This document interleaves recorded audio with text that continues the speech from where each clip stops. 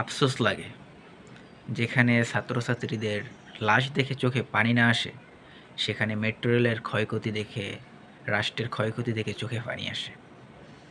মানে বিষয়টা এমন হয়ে গেছে যে এই মেট্রো রেল, এই গাড়ি যা ধ্বংস হয়েছে, এর চেয়ে ছাত্রছাত্রীদের জীবনের মূল্য অনেক কম। এদের জীবনের কোনো মূল্যই নাই। মানে বিষয়টা কেমন?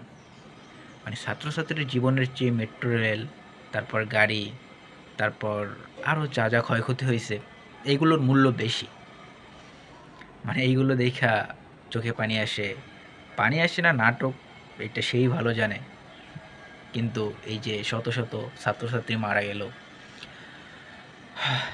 শত শত মায়ের কোল খালি হইল, এইটা নিয়ে তাদের কোনো আফসোস নাই। আফসোস একটু এখন দেখানো লাগে, কারণ নয়তো দেশের জনগণ তো বোকা না, এর জন্য আফসোস দেখায়। কিন্তু এটাও জনগণ বুঝছে যে আসলে কোনটা নাটক আর কোনটা রিয়েল।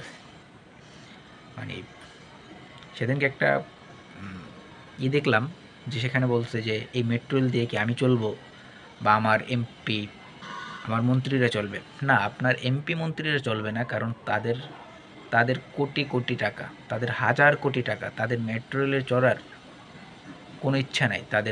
তারা চাইলে তাদের পার্সোনাল হেলিকপ্টার ব্যবহার করতে পারে। তাদের মেট্রো রেলে চড়ার কোনো ইচ্ছা নেই, তাদের কোনো নাই। আপনার কোনো নাই, এটা জনগণের। মেট্রো রেল জনগণের টাকায় হয়েছে, আপনার টাকায় না। এটা জনগণের টাকায় হয়েছে। আর এই যে ক্ষয়ক্ষতিটা হয়েছে না, এটা সম্পূর্ণ আপনার জন্য, আপনার একটা কথার জন্য। এটার দায়ভার পুরো আপনার।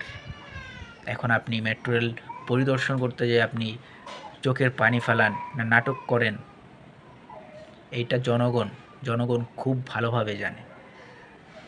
আপনার একটা মুখের কথার কারণে ছাত্ররা কারো মারে নাই, কারো কিছু করে নাই। আপনার একটা মুখের কথার কারণে আজকে রাষ্ট্রের এই অবস্থা। আজকে শত শত ছাত্রছাত্রী মারা গেছে, ক্ষয়ক্ষতি হয়েছে শুধু আপনার মুখের কথায়। এই যে যত ধ্বংসস্তূপ, যত কিছু হয়েছে, সম্পূর্ণ দায়ভার আপনার।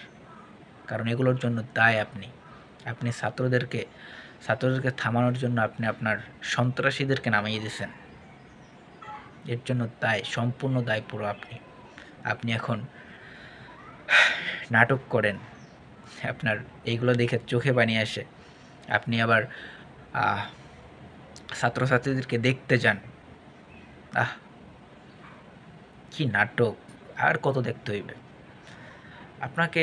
মানে যখন এর চেয়ে একটু ছোটো ছিলাম, অনেক ভালো লাগতো, ভালোবাসতাম, কারণ আমার ফ্যামিলির সবাই আপনার সাপোর্ট করে, এটা জানি। কিন্তু আমি বোঝা সত্ত্বে আপনার প্রতি প্রচুর পরিমাণ ঘৃণা। আপনি যা যা করছেন, এগুলো দেখে একটা বুঝদার মানুষ, যার জ্ঞান আছে, সে আপনাকে ভালোবাসতে পারে না। আপনার প্রতি প্রচুর পরিমাণ ঘৃণা। রাষ্ট্রের এই ক্ষয়ক্ষতির জন্য সম্পূর্ণ আপনি দায়ী। রাষ্ট্রের এই ক্ষয়ক্ষতির জন্য যা কিছু হয়েছে, সম্পূর্ণ আপনি দায়ী। এগুলো আপনার বাবার না, এগুলো পুরো রাষ্ট্রের জনগণের টাকায়। এগুলো আপনার বাবার না।